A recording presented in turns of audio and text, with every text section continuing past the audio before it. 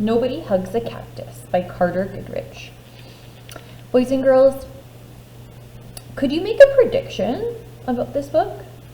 Can you have a look at the title and the cover and maybe decide what might happen throughout? Have a think and share with somebody around you. This might be a good spot to maybe pause your video. Okay, and if you've already made your prediction, let's start.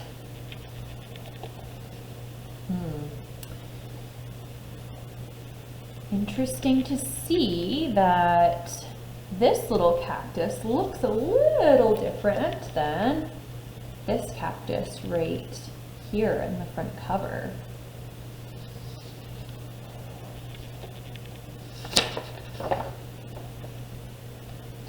Nobody Hugs a Cactus, and there is a dedication up here in the corner. It says, for Sabrina, who bravely supplies this cactus with hugs.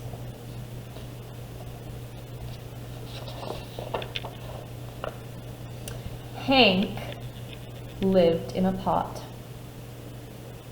The pot sat in a window. The window looked out at the empty desert. It was hot, dry, peaceful, and quiet, just the way Hank liked it. And there's Hank. He looks very peaceful. He's enjoying his time here on the ledge, don't you think?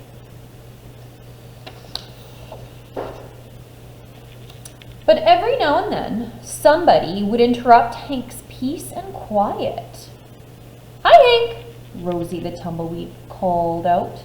Isn't it a beautiful day? Hank ignored her.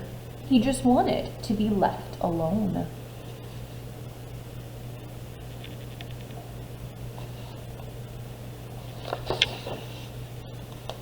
Okay, so long, said Rosie cheerfully, and she tumbled away.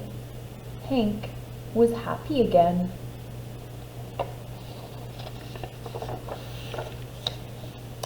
But just as he was beginning to relax, "Hello," shouted a tortoise. "Private property," yelled Hank. "Keep out."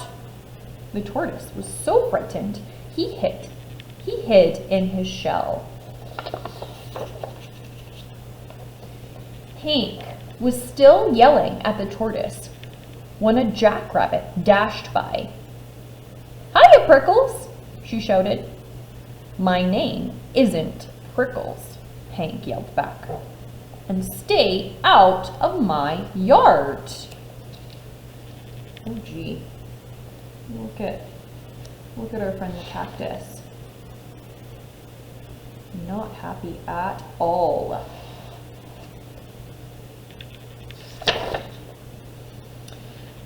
Tumbleweeds, tortoises, jackrabbits, what's next? Said Hank.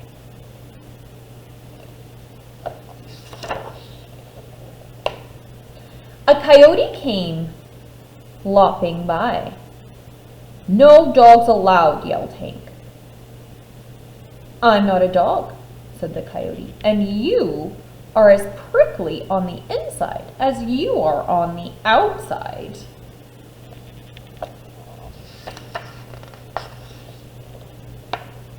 Before Hank could yell back at the coyote, a cowboy strode past. "Keep off the grass!" shouted Hank. "What grass?" said the cowboy. "Seems to me somebody needs a hug. Too bad nobody hugs a cactus." Do you agree with the coyote and the cowboy? "Hi," said a lizard. "Who invited you?" said Hank. "And just in case you're wondering, I don't want a hug." "That's good," said the lizard, "because I don't want to give you one." Then he skittered away. An owl landed on the roof. "If you're looking for a hug," said Hank, "well, I guess I could give you one." Have you noticed how his attitude has changed a little bit?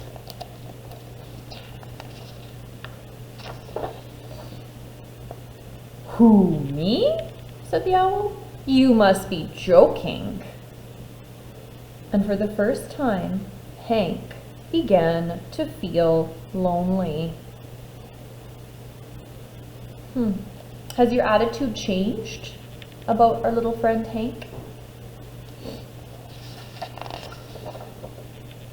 The next morning, Hank was feeling more sad on the inside than prickly. Maybe a hug wouldn't be so bad after all. The wind began to pick up. An old cup blew by and stuck to Hank's face. His arms were too short to get it off. "Great," said Hank. After a while, Rosie came bouncing by. "I'll get it off." "I'll get it off, you, Hank," she shouted, and she jumped up to knock the cup off Hank's face. Then she tumbled away. Could you make a prediction about what happens next?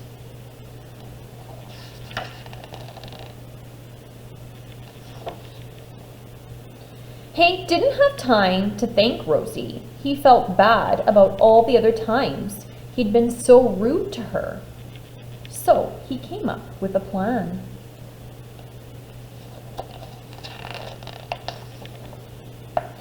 Hank decided to grow the best flower he could and give it to Rosie as a thank you gift. It took days, but at last it was ready. He couldn't wait for Rosie to pass by again.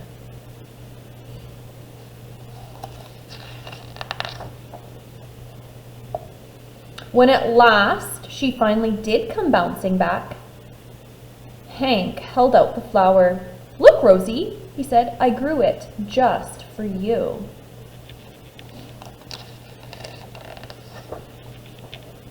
Rosie was so surprised she jumped up and gave Hank a great big hug. It felt so nice. Hank didn't want to let go, and as things turned out, he couldn't. Why do you think Hank couldn't let go? Think about what cactuses are like and what you've discovered throughout, and maybe you can synthesize that.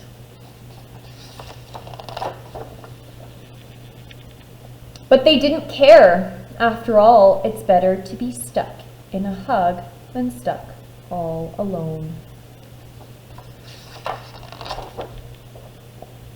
And there they are. Did you have a think about the synthesizing question? What do you know about cactuses, and what have you discovered throughout this book? Anyways, hope you have a lovely day. Take care.